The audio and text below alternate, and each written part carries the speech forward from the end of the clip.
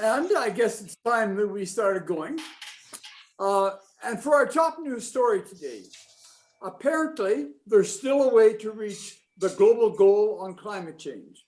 So says Richard, don't give up hope. Do what you can. Encourage your leaders to consider this a crisis. In technology, with tiny cars and massive lithium deposits, the quest to build electric vehicles in Bolivia. In the environment, apparently a new heat engine without any moving parts is just as efficient as a steam turbine. In materials, there's a graphene breakthrough that will spur new LEDs and quantum computing.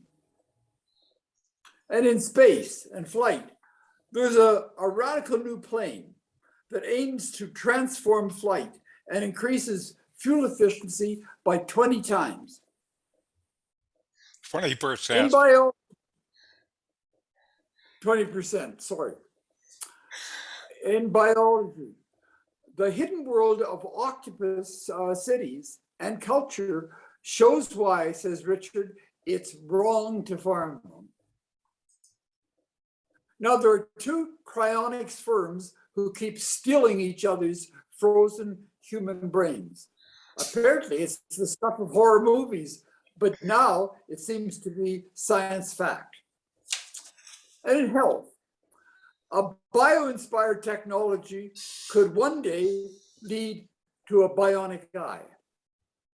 So that's what we'll talk about today. And now, Richard, what's this in our top story that there's still a way to reach global goal on climate change, so the U would say, don't give up hope, do what you can. That's right. The doomers need to wait for their doom for a while. There is, according now to the latest of these studies, now they say things are actually different in terms of the commitments that countries have made around the world. And if the countries live up to their commitments by 2030 and zero carbon by 2050 or so, then while we're going to blow right past the 1.5 degrees C limit that we're setting in Paris, we still actually would be in pretty good shape about making the limit of the temperature rise 2 degrees C. And when they looked at this a few years ago, they were not saying that it looked like we had a chance to be able to operate within those limits. One of the things that's made a difference now as opposed to 5 years ago when they looked at this last is the renewable power, particularly solar power, has become so much cheaper that the actual implementation now is going faster than they thought it would just a few years ago. And the problem with this kind of analysis is still that what it's saying is the commitments of the countries around the world are adequate to be able to limit the temperature rise, but making pledges is easy to do. What is a lot harder to do is to come up with the necessary short-term and long-term actions to back up those commitments. So their commitments are in the right place. Now all we need is effective action. Any thoughts? It seems to me that it used to be that 1.5 was the goal and couldn't meet that, so let's change it to 2.0. And I realized that those were two different goals, but once they found out they couldn't meet 1.5, then they said, hey, but wait a minute, we have another goal. Maybe we can reach that one. I don't think they can reach that one. The 1.5, they say it is likely that we will exceed that by 2030 and possibly in 3 years. Right. So we're blowing past that one pretty fast. Fortunately, someday, AMLO lost his bid to make everything fossil fuel. Yes. Yes. And the Mexican Congress stood up to him. One factor is that there's still quite a lot of heat capacity in the ocean, and it takes a long time to come to a new equilibrium No shit. in anything. So it's conceivable that we're still well away from an equilibrium point, and it could easily coast past the 2 degrees, Right. whatever's causing global warming. And so it's going to go past 2 degrees likely, and we'll just have to adapt to warmer temperatures and whatever effects they impose on us. Do you think there's any point at which there is no adaptation possible? No adaptation possible or no adaptation problem? No adaptation possible. That at a certain time, it's game over.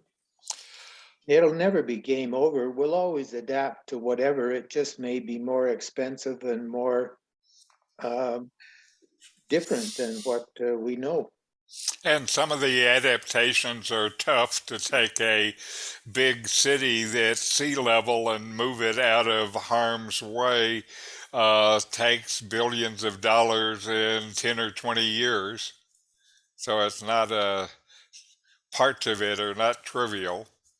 Yeah, and people have done this in the past, like so many of those Mediterranean cities have actually moved inland, like Rome used to be very much on the coast and very accessible to the ocean, but I don't know if the land has risen up or the city retreated or what, but they got used I to it. thought Rome was in the hills.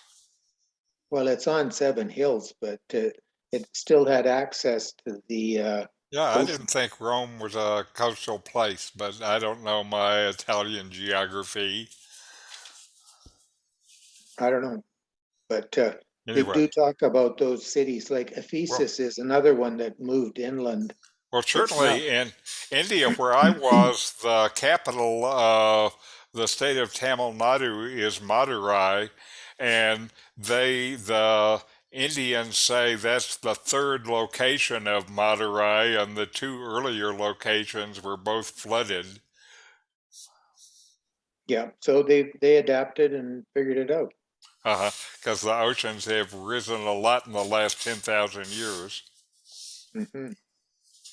What would really be interesting is if sea levels fell and exposed all of these earlier archaeological Yes, sites like Atlantis and yes. so on. But Well, again, there's a city in India that they have seen under the water that looks like it's older than civilization is supposed to be. You know, it's 10,000 years old and was a big city. And to have a big city, you have to have agriculture, and they think agriculture is not 10,000 years old. much older. Yeah. So, oops. And it's hard to have cities without agriculture. Moving on to technology, what's this about building electric vehicles in Bolivia with tiny cars and massive lithium deposits? Excuse me for a second. I have to hang up my phone. Somebody was calling.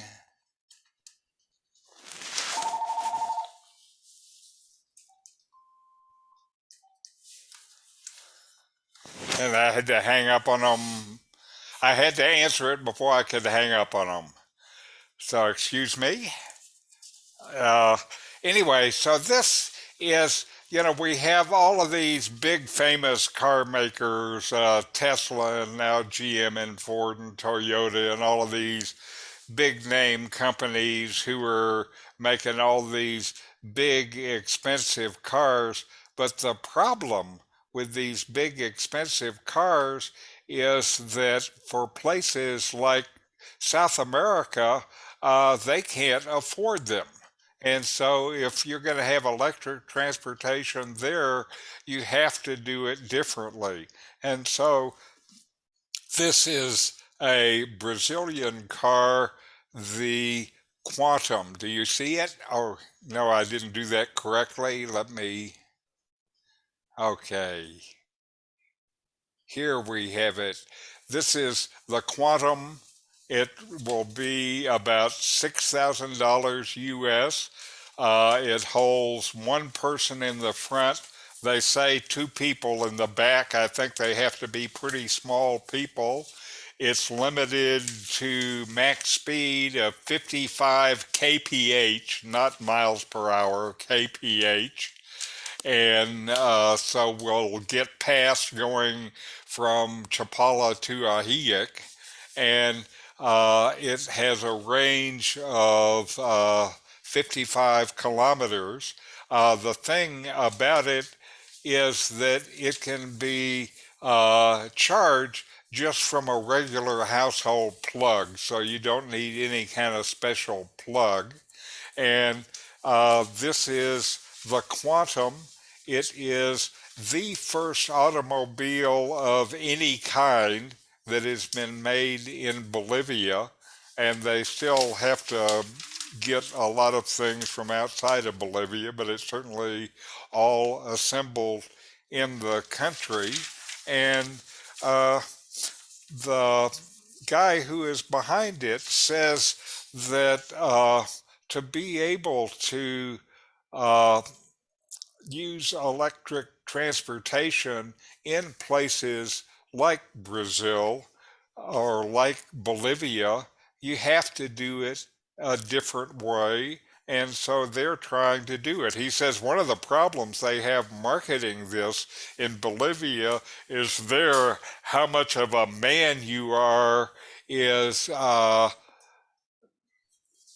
kind of how big your car is. And so they have to deal with cars and masculinity and those kind of issues. And, again, while the big car companies are madly releasing new models, if you look at the small, cheap ones, last year in China, their top selling EV with almost 1 million is some little cheap Chinese EVs. In China, there are literally hundreds of companies making EVs, and these tiny EVs they're making now in Argentina, in India, in other places in the global south. And this is a trend that is real significant. It doesn't have the kind of visibility as these big fancy cars do, but somewhere I think out of this kind of stuff may end up being the kind of EV that Carol and I could afford and actually use. So maybe part of the EV future are these little tiny cars made by companies you never heard of who are able to use the EV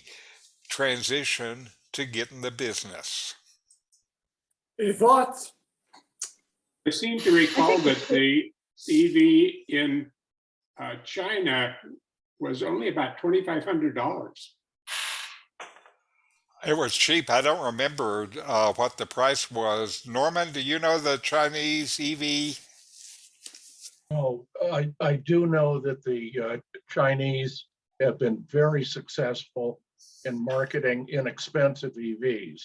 I don't recall as low as 2,500, but surely much less than 10,000. Right. Outrageously high sales. Uh-huh. 1 million in 2021. So I It's think it's interesting that they've chosen to design it with just one person, presumably the driver, in the front seat, and Uh-huh. no passenger. So it's not going There to the require. passengers are behind, so you have a place for 2 kids in the back seat. Well, where's Carol going to sit? Well, Carol will sit in the back seat, Um, or one adult, 2 kids or one adult, Yeah. or 0.8 football players. Yeah. I think it has something to do with that masculinity thing. Well, in Indonesia and other tropical countries, they use a lot more motorcycles and mopeds and things Uh-huh. like that. And what's surprising is that you don't see very much about the electric moped idea. We have electric bicycles, but that's about it. In India, the other thing you see there, I bet in Indonesia, like in India, is you see a lot of these pet-pets, the auto rickshaws, and they haven't turned those into EVs yet, but when they do, that's one of the things that'll help in places like Indonesia. Well, and Andrew, those things, I differ with you. I think of e-bikes as being mopeds. Ah, There okay. may be a semantic issue, Right. but a moped is something that you pedal also. Right, right. I think you're right. Typically, it's gasoline powered. Right. And certainly the electric bikes are the fastest selling electric vehicle in the world. Anyway, it is nice that Bolivia is able to jump into automobile production and skip the whole first generation. And Yes. just immediately, I mean, so they have that advantage of, Right. not having to adapt from the old technology. Right. It makes me wonder about the first Nigerian model. Mm. What was interesting about this article, which was very, very long, but they talked about the evolution of the company and how they came from having an EV to haul coal, or in mining, they Uh-huh. developed an EV cart. And but they're big into EV bicycles, and so this isn't their first thing. It's the first thing for an automobile, but they have a long history of. So this is not their first time to the dance. No. That's In good. fact, they said that the EV cart that they had that were using in the mines, they used it, and eventually somebody said, well, you could make this into a little car and it would work. Uh-huh. At least that's where it got started. It was a long article. I don't blame anybody for not finishing it. Well, I'm glad you did. Well, I didn't quite.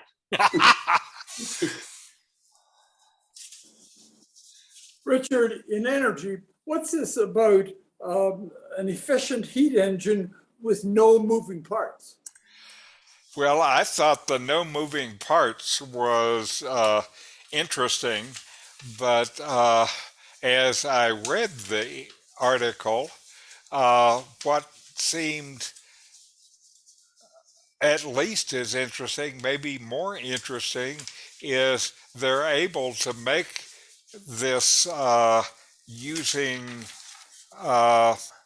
thermophotovoltaic process. It's kind of like photovoltaic, where you use external energy to knock electrons loose and generate electricity from that. They're just using heat energy instead of light energy. And they've been working on thermoelectric devices for a while. There are people who are saying the next real energy revolution is going to happen in these thermovoltaic devices, because there's a lot of excess heat in the world where we use our precious energy to heat things up and then just throw the heat energy away. And so they're using a process that is like a semiconductor manufacturing process and making something that has three thin layers. One is something with a high band gap and that captures high energy electrons, then a lower band gap area that captures the rest of the electrons after the high energy one. Then they have a reflective layer that reflects them back so you don't lose any of the energy uh, to radiation. It's absorbed by the device. It may be that that's why they have this 40% efficiency. The highest they had had on one of these kind of devices before this technology was 20% efficiency. So what they've done is double the efficiency. And right now, in these coal-fired electricity plants, the electricity is generated by turbines. The turbine is probably running 35% efficiency. So these things are more efficient than the turbines. And the other thing with turbines is turbines have all this complicated mechanical stuff and all these moving parts. So turbines wear out, and this little solid state thing doesn't wear out. So this is very much, I think, a revolutionary development in the energy area. And one of the ways they're talking about using it is as the basis for the utility scale battery system. So the idea is they would store their excess energy as heat in some kind of graphite core, and it would be fairly high temperature heat, because that's where you get the most efficiency. Is you get the most heat, that gives you the most energy. And they could use these devices then to power the utility when there's not enough power from the sun, like at night, or from the wind. And uh, they have put all the individual pieces, they've tested all the individual pieces. Now they're trying to put a whole system together, and then they're trying to make the first prototype at scale by next year. So they're on a fairly fast time frame. The technology that is used to make this is basically semiconductor equipment. They're using what's called e-beam epitaxy, which essentially lays down layers of atoms, one atom at a time, to be able to make them. And anyway, so right now, if you look in the energy systems of the world, most of the energy comes from heat, and after the heat source is the turbine. So increasing the efficiency that you can get out of one of these heat and hot water processes actually is a real significant thing. And as I say, not only is it more efficient, but then it's a lot more durable and reliable, because no moving parts means it doesn't wear out. Any thoughts? Well, one of the problems with using solar energy for this is the low density, energy density of the incoming solar energy. And they already have similar systems, but they have to concentrate the solar energy with mirrors. Sure. So you'll have a whole field of mirrors focusing sunlight on a concentrated spot to make the high temperatures that they're talking about here. And they have used these things to, as Richard said, run steam turbines and that sort of thing. But they would still need the similar large arrays of mirrors to concentrate the heat and get it to the high temperatures to store it in these graphite heat batteries, if you like. And then once you have that high temperature heat, you have to distribute it back to these little thermophotovoltaic cells. So there is still quite a bit of complexity here that hasn't been. And they're still talking about scaling to have a utility size facility. What they're talking about is having it in an air conditioned or temperature controlled environment, because again, you have all of these heat reservoirs that you have to get the heat out of, and to do it at a utility size, you'd need, they say, about 10,000 square feet of these little collectors. That's a quarter of the size of a football field. So it's not a trivial undertaking. Yeah, and that was to convert the heat back into electricity. Right. They didn't say how many megawatts or what the size of this quarter football field would Right. generate in the electrical Right. terms. No, they But didn't. one of the real pities is so much of the energy we use is low temperature heat, and we just throw away so much low temperature heat from the waste heat of power stations and the like. And it's European countries like Sweden and Denmark that have their district heating systems where they integrate power production with the low temperature building heat. And they're doing it more and more with heat pumps where they can Yes. upgrade or pump the heat to a higher temperature and get more out of it than they're putting into the pump. And so you'd almost think there's more potential in using existing waste heat than there is in coming up with all these technically complicated, unproven things. But well, I suppose we'll see what happens. Well, one of the other places where there is a big opportunity for energy savings is, if we have to build these new cities to move away from the coastline, if you design the city as a whole integrated element, like Andrew is talking about there, and then design it so you use waste heat from one area, for example, for comfort heat for another area. There are enormous efficiencies that can be gained if you approach a city as a coherent system. I don't think we're at a place where we can do that yet, though. The other funny thing is so much of the energy that's used is to cool things off rather than to heat things up. Uh-huh.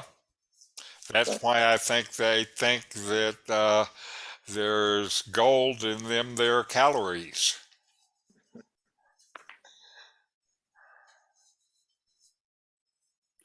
Richard, what's this new graphene breakthrough? We've had so many that will spur new LEDs and quantum computing. Well, I don't know. It's just another quantum, another graphene breakthrough. Ho hum.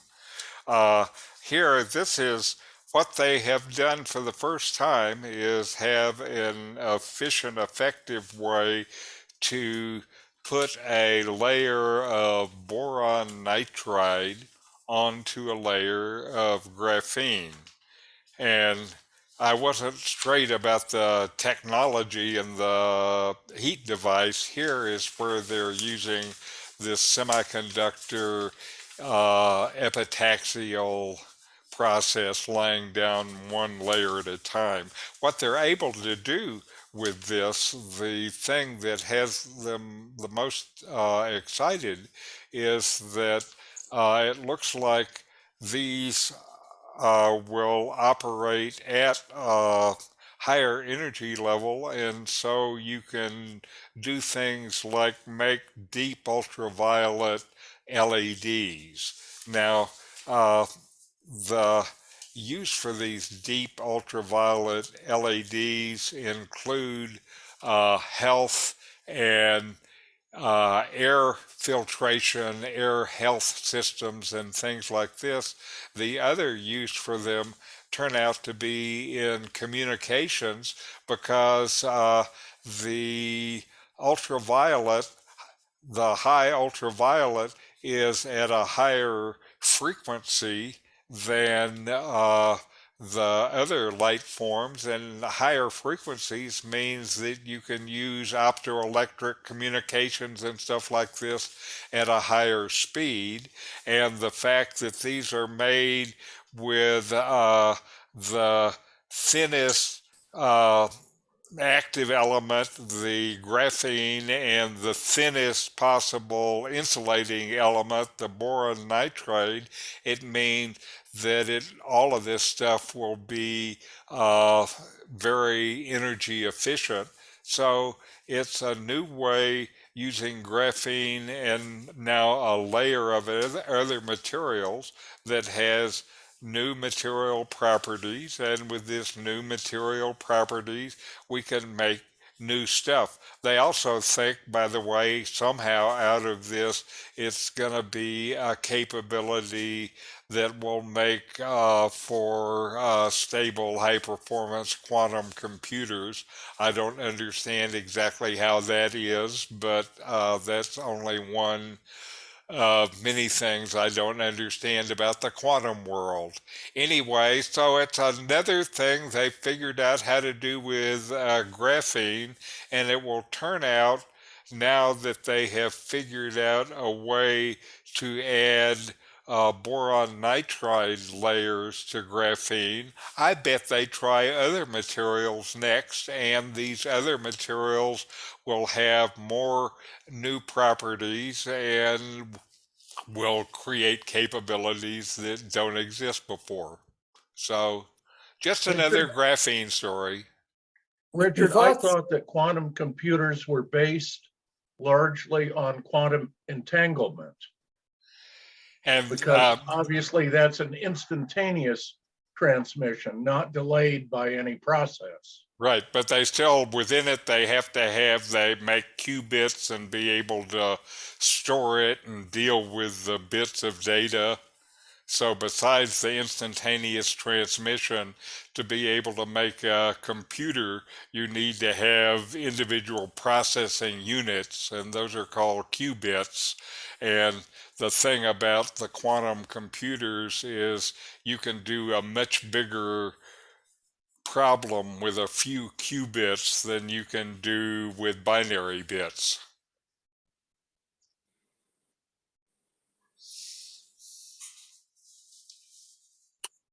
Richard, moving on to flight.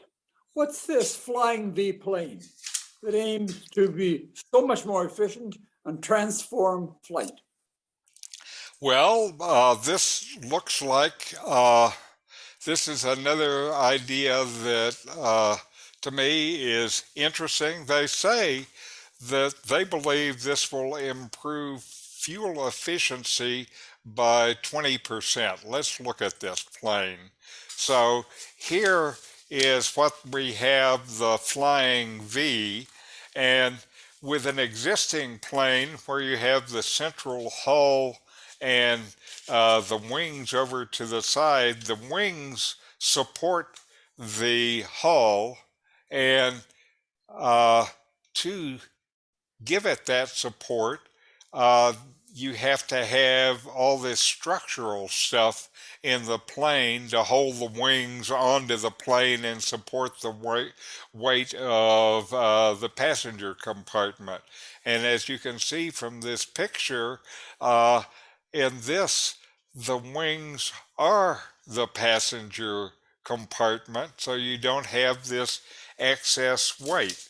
They have, this is something that came from an engineering intern who was working for Airbus, and they liked it so much they have formed another company with one of the big universities in Europe and KLM Airlines, and they're off busy developing this. They've made the first small prototype.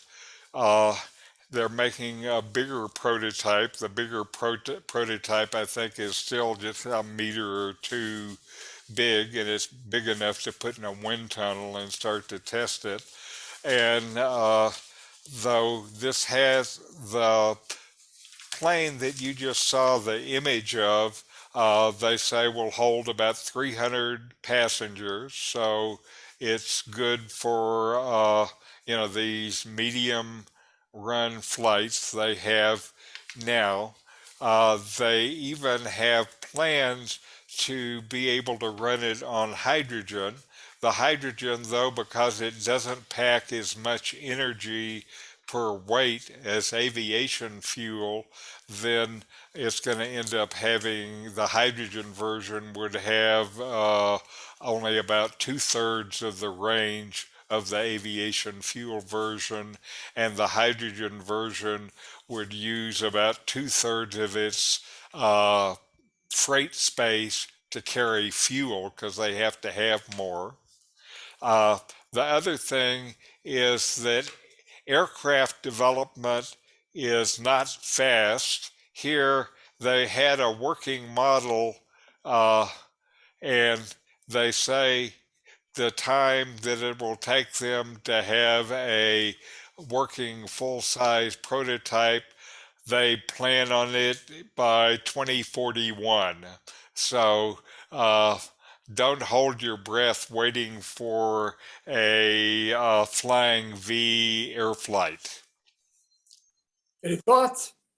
Two things are interesting. First, we've had hybrid, that is fossil fuel electric vehicles for like 100 years on our rail lines. Uh-huh. Diesel electric locomotives are hybrid. Secondly, the surface effect, not airplanes, but surface effect ships, while they're more limited in speed, have much greater efficiency than aircraft, and will be capable of moving containers and thousands of people at lower speeds, maybe 200 plus miles an hour, but with much, much greater efficiency. Mm-hmm. Well, certainly there are revolutionary things that they're working on in transportation beyond the EVs. And so it's still an interesting time that we're in, like you say.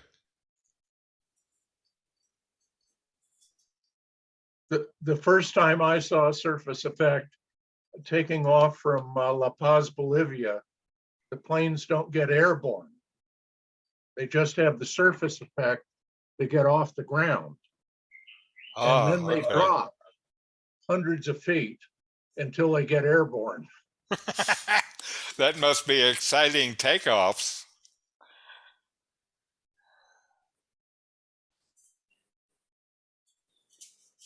Well, Richard, if we want to move on to octopi, what's this about a world of octopus cities and culture, and why you think it's wrong to farm them?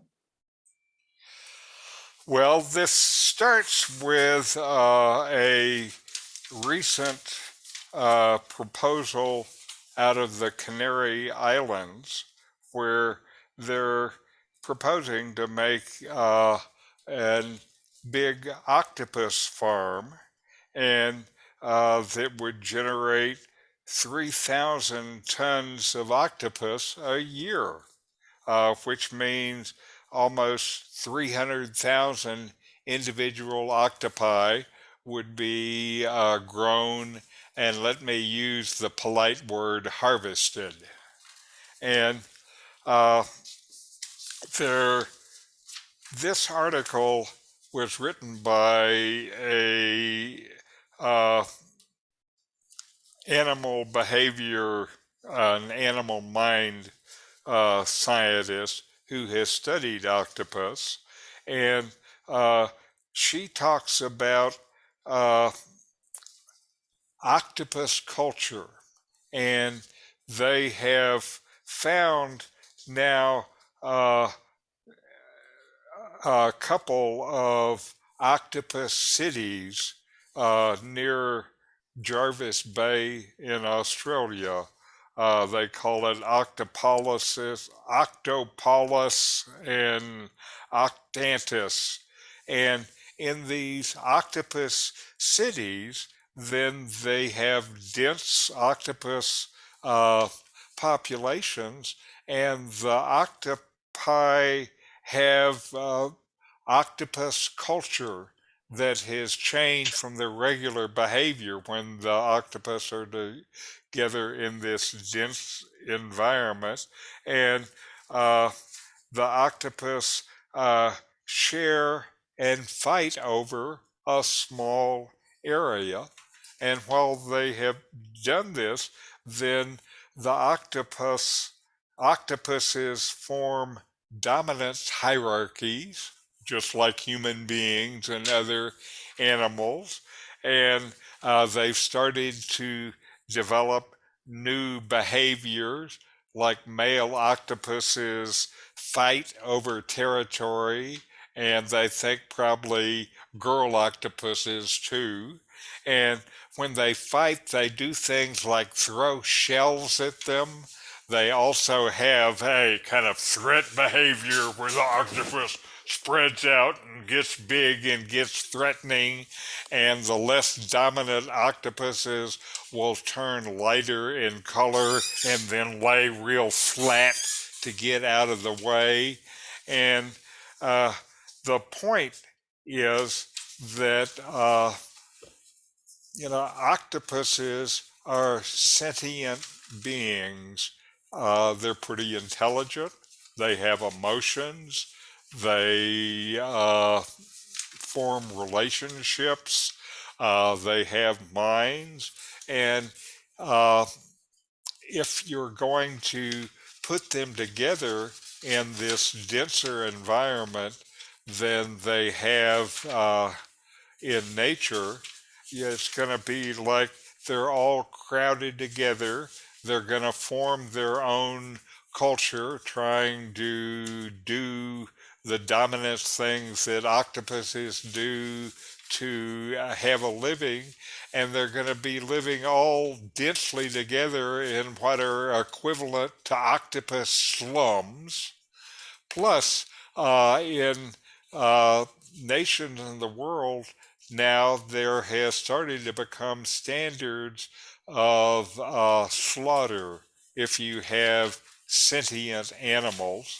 I don't know what kind of animals they use the standards on, but on these sentient animals slaughter, you're supposed to do it in some way that doesn't cause them as much pain and emotional distress. And right now, the way they slaughter octopuses include techniques like clubbing and slicing into the brain or suffocating them or things like this. And these are hardly humane ways to kill an octopus. Also, if anybody saw the Netflix film about the person and their octopus friend, it's clear that these are intelligent animals. They can form relationships and relationships with people. Maybe they have the same kind of intelligence as dogs. I don't know how you would test octopi intelligence versus dog intelligence, but they are aware, sentient beings, and this woman particularly is saying octopus farming is incredibly cruel for a variety of reasons. The first of which is you're going to put them and have them live their life in octopus slums, and then at the end of their miserable life, you're going to kill them in a miserable way. And she thinks we shouldn't do that for our food system and for our friends under the water. Any thoughts?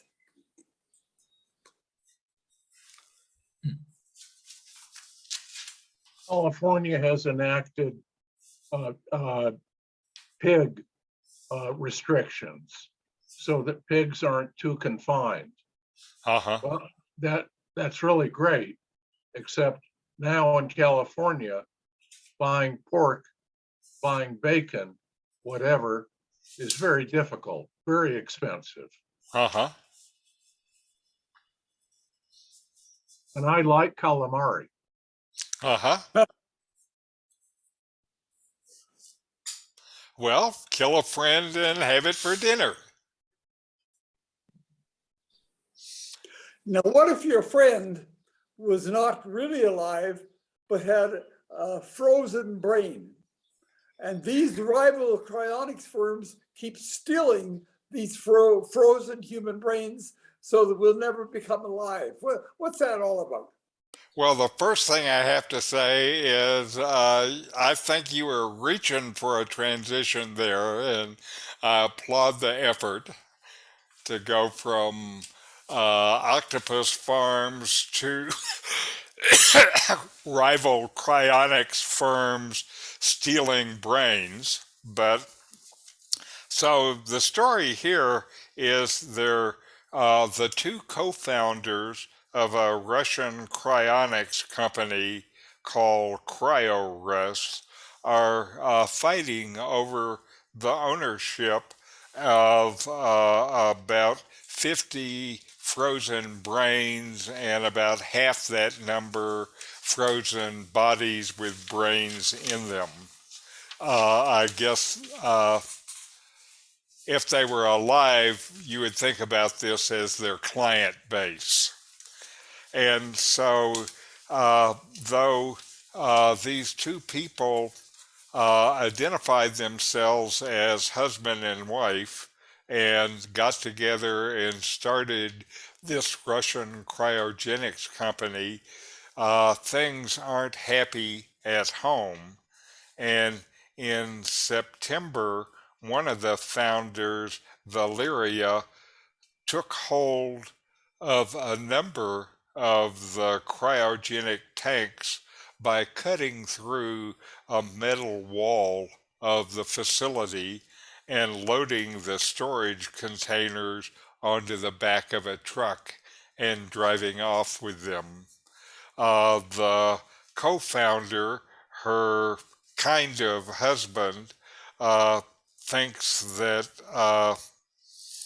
she's not the rightful owner, and they're trying to fight for the ownership of these cryogenic whatever they are. There's also another problem in this. They're in Russia, and Russian law forbids anybody from actually owning another person's body, but the Russian law hasn't figured out what to do with cryogenics yet. So this is kind of they're operating in a regulatory vacuum. The current location of the brains is still unknown, and it may not even matter, because to start with, if there is any problem with handling them, you know what happens when you have meat that you leave it out the freezer. they say don't put it back in the freezer because it's thawed enough where you'll start to destroy its value. And it turns out frozen humans are even worse.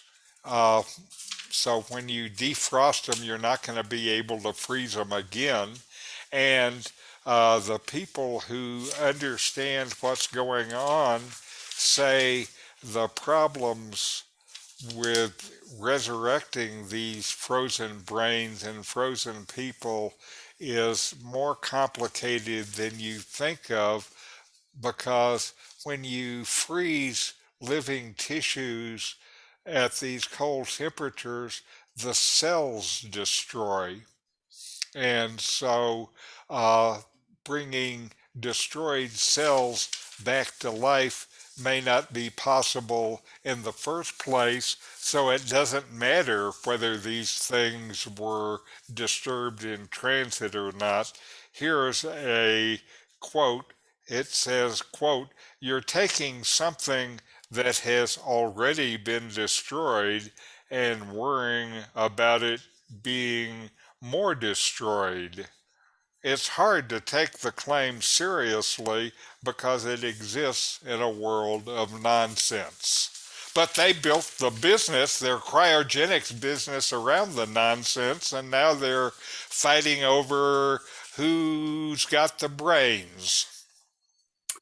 Any thoughts? Russians have also been very effective in developing mobile crematoriums. Okay, if you can't freeze them, burn them.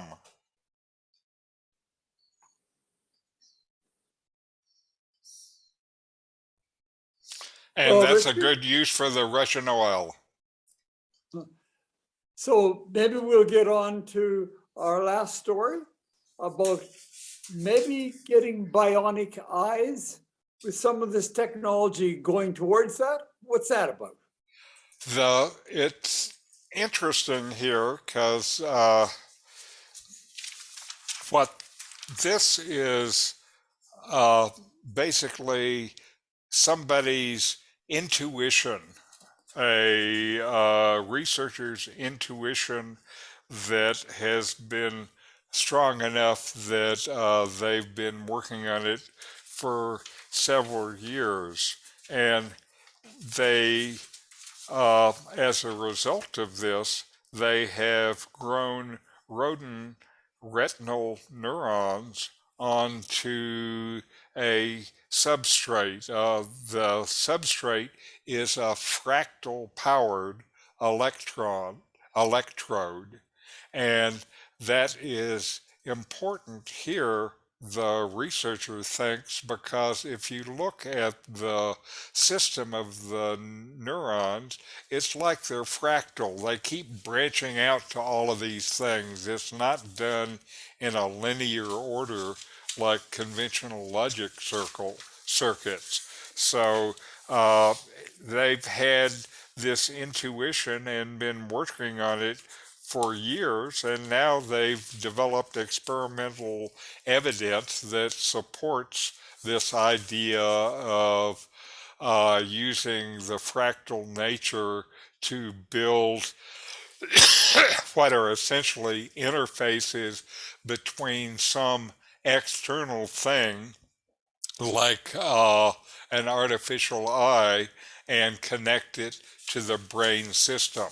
So they built some of these fractal circuits and built in comparison some similar circuits using the linear lineage logic approach, and then they put them in a matrix to try to grow mouse neural cells on them, and the mouse neural cells like to grow on the fractal substrate, but didn't like to grow on the linear substrate.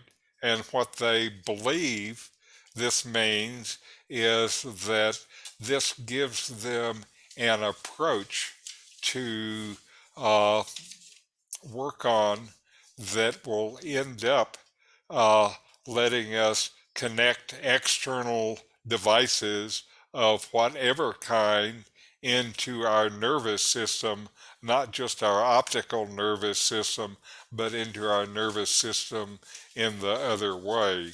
So here the researcher observed this pattern of nature, and which was the fractal way in which the neurons grow, and had the intuition that to build an interface we should use what nature does already.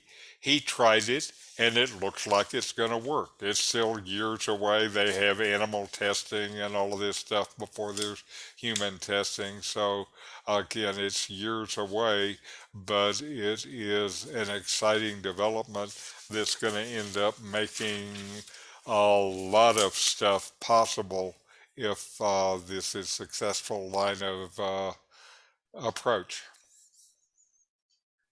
Any thoughts? I've been fascinated by the success at bovine to human transplants. And this is even better. Right. Well, this one gets, again, if we're able to connect other stuff up to the nervous system, that's a pretty broad set of capabilities. And certainly starting with the eyes, I know that there are people on this broadcast who would be happy to have a fine set of artificial eyes to use.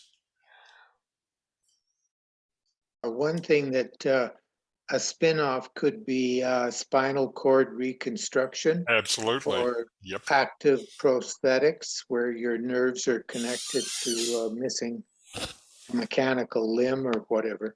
Right. Right.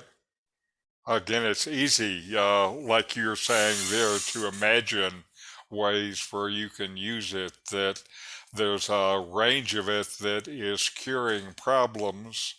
Then there's a whole nother range that we haven't talked about how can you use this for augmentation? Because there are a bunch of guys who are not satisfied with being humans, they want an upgrade. Well, this business of replacing human sight is fairly complicated. You'd think they would start with something simpler like these active prosthetics where they could connect existing nerves to mechanical hands or prosthetics of some sort. But well, it's still amazing work. Well, thanks a lot, Richard. And thanks to everybody for participating.